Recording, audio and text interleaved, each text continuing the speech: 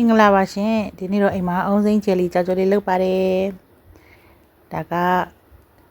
အုံစိမ်းနုလေးကိုအပေါ်မှာဖြူဖို့အတွက်ကိုချစ်နေတာပါရှင်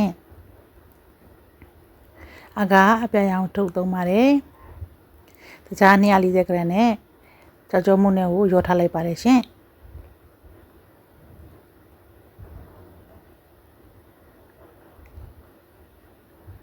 ဒါကအုံစိမ်းနှလုံးနဲ့ရေရောပြီးတော့1 လီတာခွဲပါပင်မွားလေးကိုလည်းရေစိမ်ပြီးတော့အပေါ်မှာထည့်ဖို့အတွက်ကိုထားလိုက်ပါတယ်ရှင်အုံစိမ်းရေကိုပပဆူအောင်တင်လိုက်ပါတယ်ပြီးတော့ခုနကတကြားနဲ့ကြော်ကြော်မို့ရောထားတာကိုထည့်လိုက်ပါတယ်ရှင်ပြီးတော့သူအဆက်မပြတ်လေးမှွေနေပေးလိုက်ပါတယ်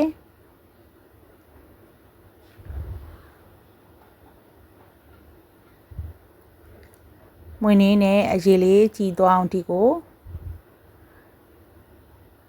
မွေထားလိုက်ပါတယ်ရှင်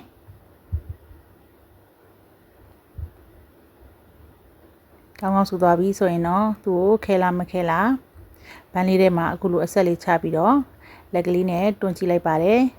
ကဲအခုဆိုရင်တော့ခဲသွားပြီပေါ့နော်အဲ့ဒါဆိုရင်တော့ဘန်းနဲ့ထည့်ပြီးတော့ချောချောခဲလို့ရသွားပါပြီရှင်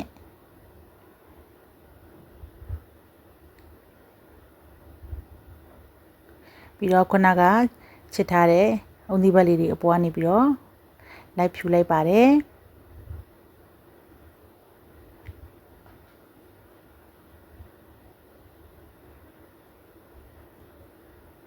ခုနကစိန်ထားတဲ့ပင်မွားကိုလည်းရေစစ်ပြီးတော့အပေါ်ကနေလိုက်ပြီးတော့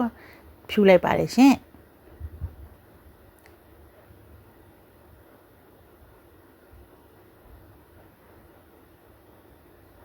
ပင်မွားလေးတွေခဲနေလို့ဇွန်းလေးနဲ့လိုက်ပြီးတော့တခြားလေးညီအောင်လိုက်ဖြန့်လိုက်ပါတယ်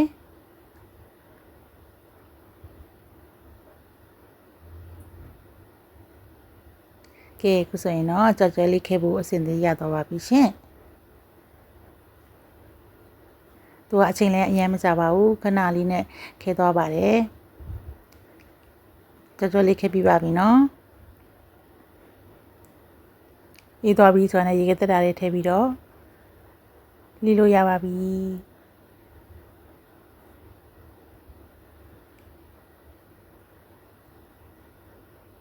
ကဲခုဆိုရင်တော့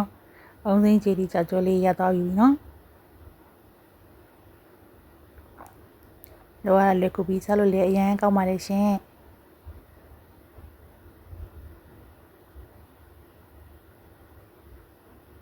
ဆက်ကြပါအောင်ရှင်မင်းအားပေးတဲ့သူတိုင်းကိုကျေးဇူးအများကြီးတင်ပါတယ်နောက်လေချက်နေမလို့နေတင်ပြမှာမို့မမင်းရဲ့အကောင့်လေးကို like and follow လေးလုပ်ထားပေးကြပါအောင်ရှင်